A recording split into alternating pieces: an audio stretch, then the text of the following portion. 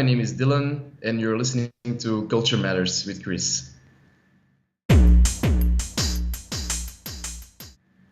Good morning, Dylan. How are you?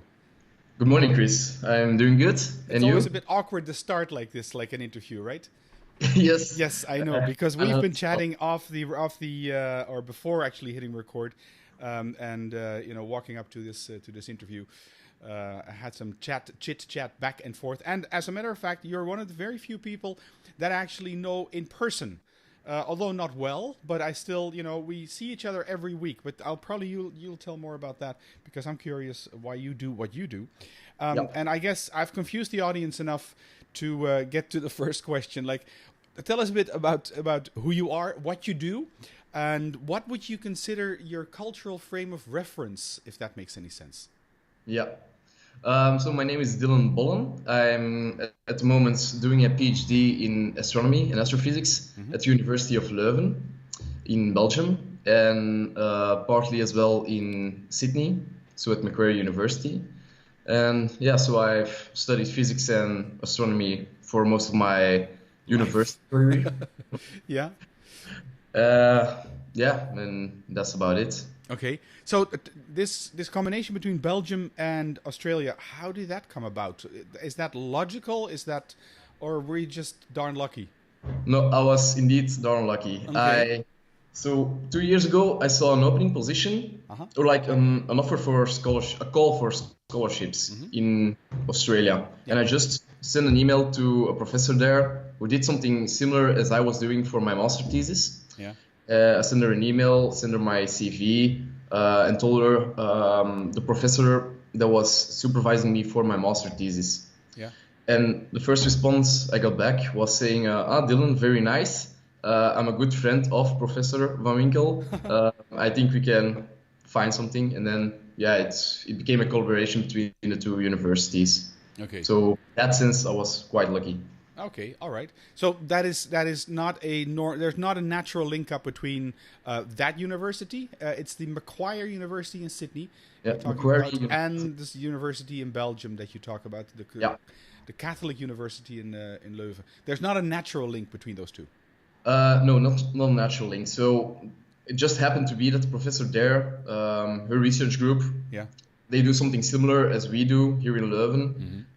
So of course they meet each other at conferences. And that's how they got to know each other. Okay. If when you mentioned in your introduction, you mentioned you study astronomy and astrophysics. When you mention astronomy, the first name that comes up in my mind is Isaac Asimov, a writer who's written many books about the subject. But tell us a little bit, because it intrigued me at first already. What do you study? What is this? Like extraterrestrial stars, dust, or I don't know. Just fill us in a little bit. So basically, astronomy or astrophysics, basically the same, is indeed the study of objects in the universe. And those objects can be anything. So, of course, stars, but also molecular clouds or galaxies. It includes everything. So it's the study of the physics, how to create those objects, how they evolve, and how they die. Okay. That's and does that make you a great fan of Einstein as well? That makes me a great fan of Einstein, yes, indeed. As well. So, and given that, I try to explain this whole relativity theory to my 13-year-old daughter, and she was pretty much on board with the concept of, okay, so if you're moving in a train, your time actually, relatively to the person standing still, ticks somewhat slower, which I think is the foundation of relativity. How do you wrap your head around that? Is that a direction that you're doing research in, or what is a typical direction that you're doing research in? My own research. You mean? My own research is about sort of particular system of stars. So what I study are binary systems. Those are two stars that are basically born together and circling around each other. And I'm studying the low mass stars that are at the end of their life. So if one of the two is at the end of his life, it will start to expand. The other star will start to accrete matter from the first star. Suck in matter. Yeah, suck off the matter, And then it will create some kind of disk around the second star. Yeah. And everything that the second star can't suck up will be ejected in two jets. And the goal of my PhD thesis will be then to, I'm currently observing those systems and analyzing them, of course. And I have to try to understand the physics of that jet creation. So how are those jets created? And what will be the impacts on the further evolution of those systems? Okay, and I think, Dylan, there is no easy way in explaining what you do, right? No, it's quite difficult. This is not coffee table or dinner table material, I guess, to talk about, because it's so specific, isn't it? Yeah, that's true. Yeah. Certainly true. So that's something you see always. So everyone who's working on something, it's always very specific something. Yeah. Okay, and then so you're going to Australia, and you're going to go there for 2 years to finalize your thesis, or are you going to come back here and then do?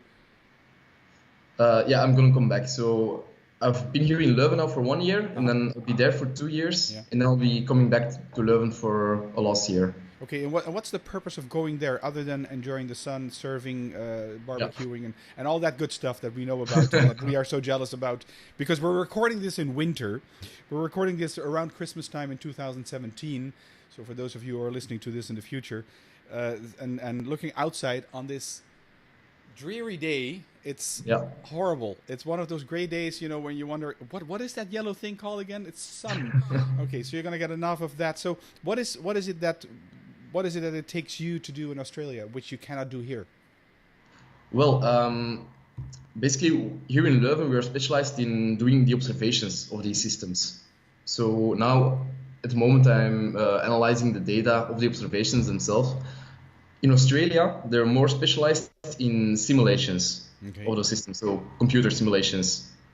So the goal is eventually I will collect as much data as I can here in Leuven by the means of observations. Yeah. And then I can use that as input in my simulation, in my models when I'm in Australia. And there, of course, I can get help and supervision of people who are experts in the field.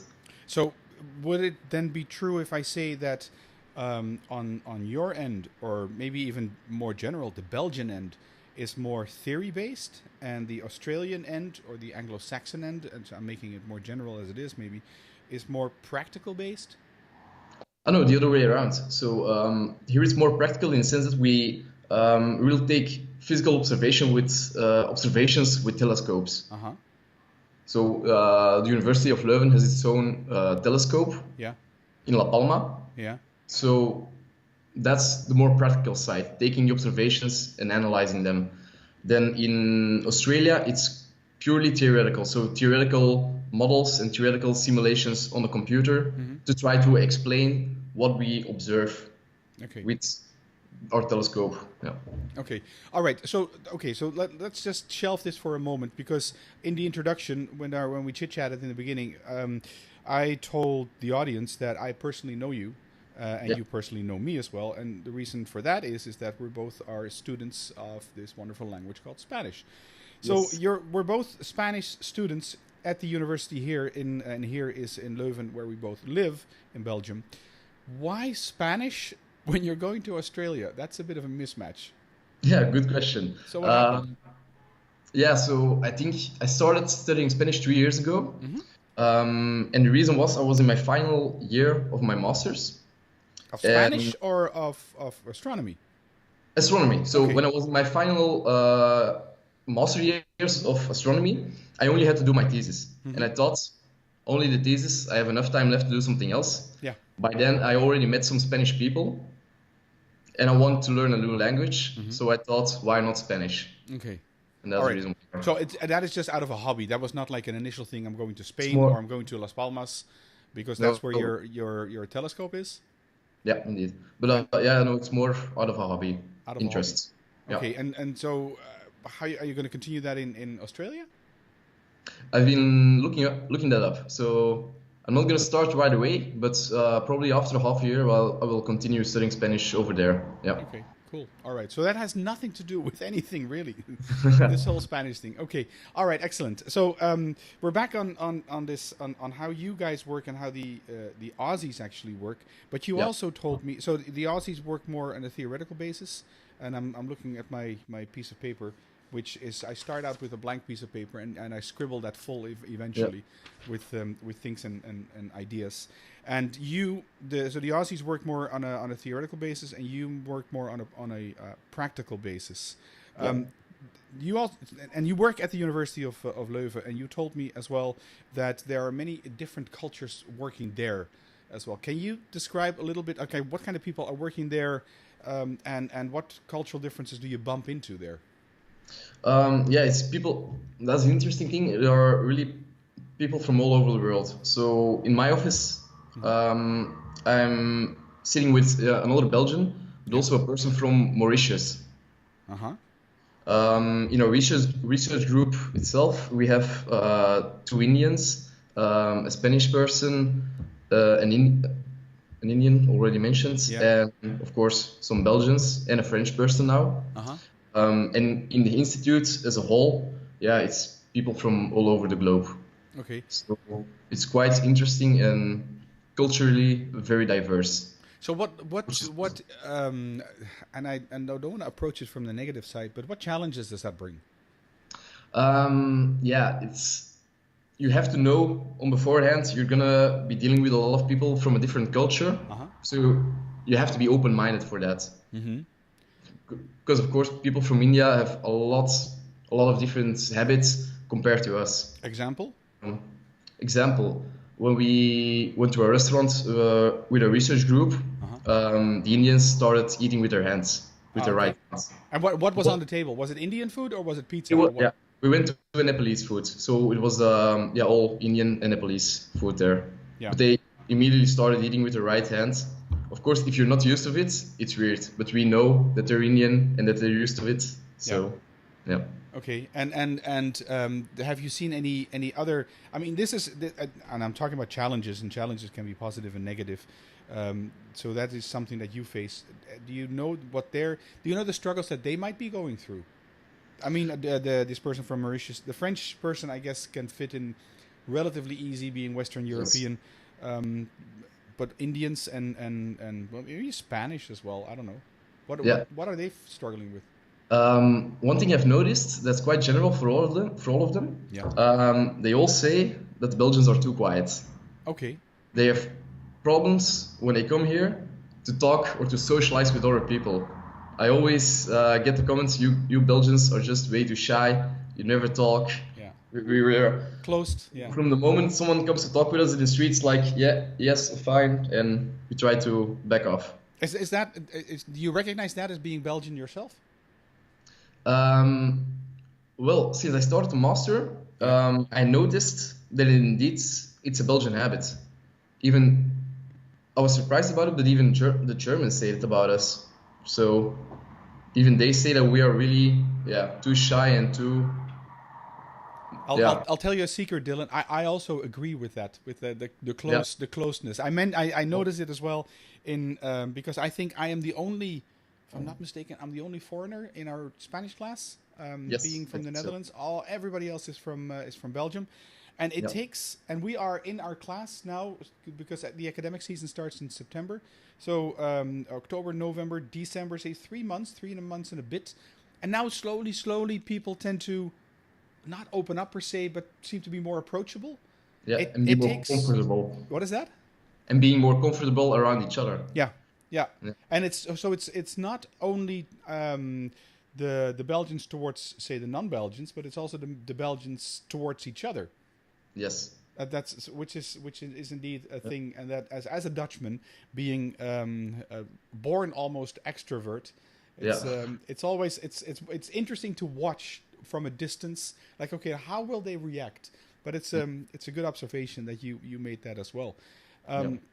Anything else that in the workplace that is sometimes that comes on the table, whereby you wonder, okay, hey, that's a cultural difference. What's going on here? Something else I've noticed, like my colleague from Mauritius, he also complained a lot about the fact. So he told me once that when he was doing his master, he was doing the master in South Africa. And he told me, well, when I have a question and I have to go to a postdoc or a professor, I just go to his office and just knock on his door and enter. That's something that we wouldn't do. We, as in you Belgians. We Belgians, yes. Yeah. If when I was a master student and I had a question for a professor, I would send him an email first asking if I can make an appointment to swing by his office, even though I might be the office next to him. Yeah. So it's more formal. There's more of a level of hierarchy there as well. There is some level of hierarchy compared to other countries. Yes. Yeah. But I think in general in academia it's still more informal compared to in business and something else. Yeah. Okay. And do you have any idea how these professors feel about this? It varies a lot. So the professor I'm working for, he's very informal. So I can just come to his office whenever, doesn't matter what. Yeah. I can address him with his surname on email. There are also professors that don't like that want to keep it more formal, that do not appreciate it when you address them in an email with their surname. How do they make that clear? Do they say that to you, or do you pick that up in the corridors? How does that resonate? If they don't like it, they will mention it, but not by email. For example, they will mention it face to face. I find that I'm thinking about how that would go if a professor would walk up to me and say, Chris, I'd like you to call me by my title and not by my first name.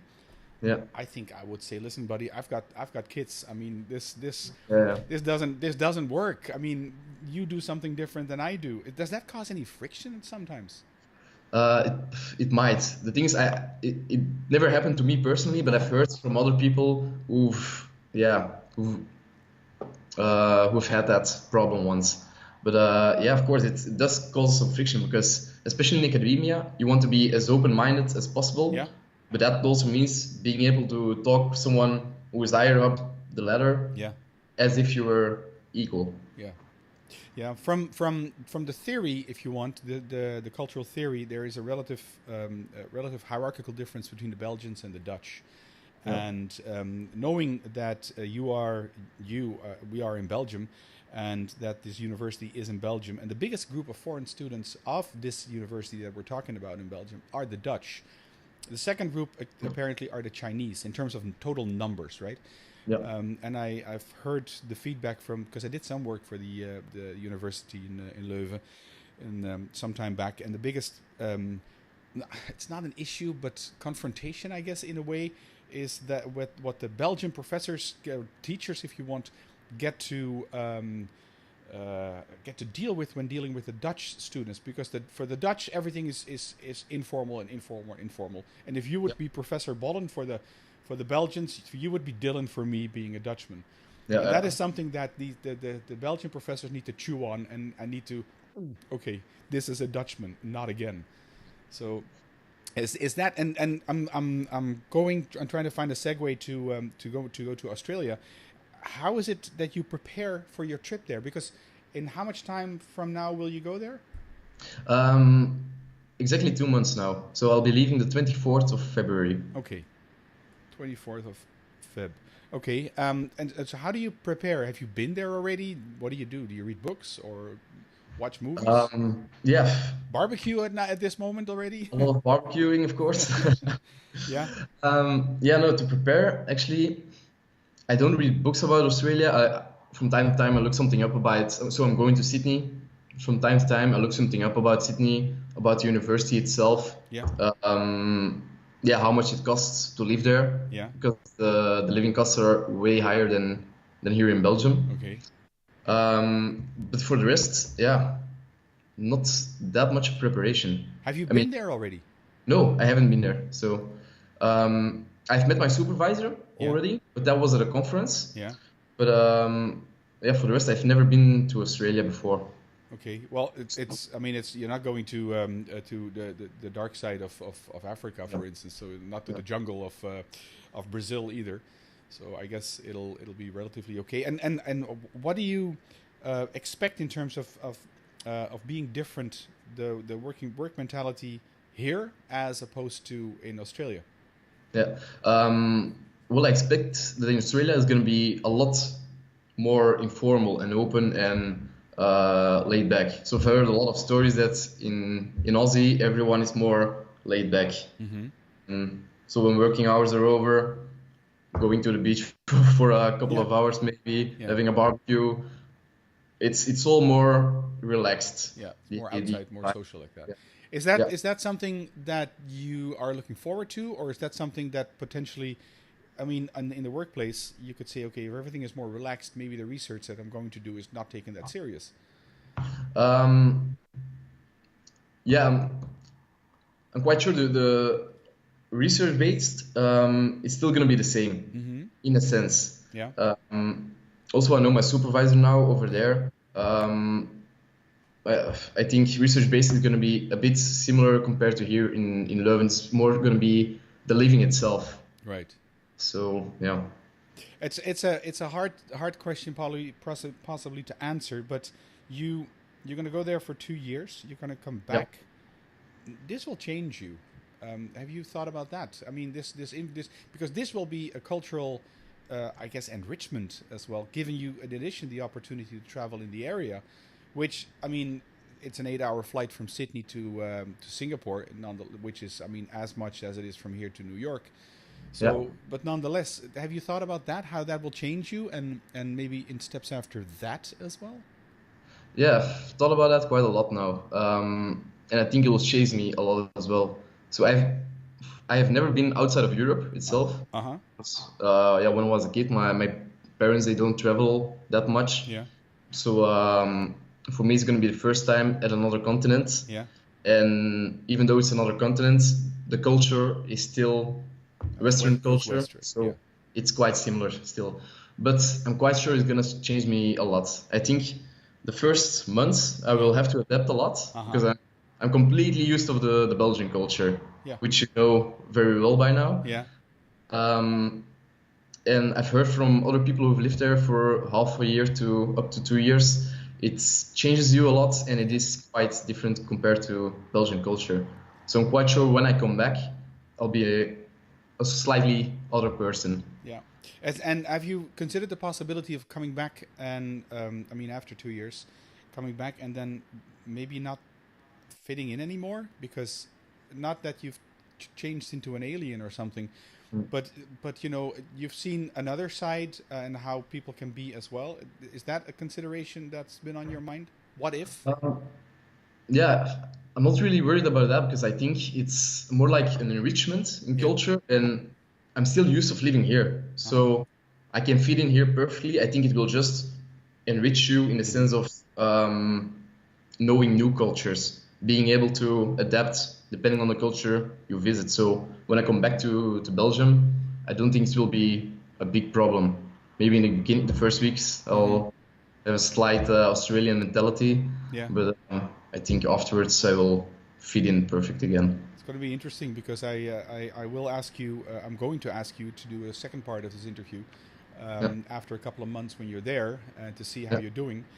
And just to see, you know, how this adaptation goes to a new culture, because if the predictions are correct, they're not my predictions, but in general, if the predictions are correct, you will, as everybody else seems to go to or go through rather, is this phenomenon called culture shock, where at this moment, 2 months before you're going out to Australia, this is you're very happy and looking forward to, and it's just like, wow, you know, this is. Look at what an opportunity I'm going to get, and then you get there, which is the first 2 maybe weeks, 4 weeks or 5 weeks. These are the honeymoon weeks, as they call it. It's a phenomenon called culture shock. Yeah. And then it seems to go down because you're starting to miss the people. You have no friends. You have to settle in. It's going to be harder than you think, etc. You'll get in this deep trough, this deep dip, and eventually you'll grow out of that. And then again, okay, so after 2 years, you're going back. Hey, that's nice, I'm going back. And then there's another shock, and the other shock, Dylan, that not only you, but everybody can prepare themselves for, is that when you're coming back, the people that stayed here are not that interested in your story. And why not? Because you lived it. They didn't. This is like, going to a Christmas party and then somebody shows up and say, look, I've got 5,000 pictures from my last trip to Kenya or something. We have one of those in our classroom, remember? Yes, I remember. Yeah. And it's the people living that experience. For them, it's excitement, and it's you're in it. But many people staying back here are like, okay, well, that's nice. And the only thing you're going to hear is like, okay, is the weather nice? Did you go out for a barbecue? I mean, all the silly things that I will say as well.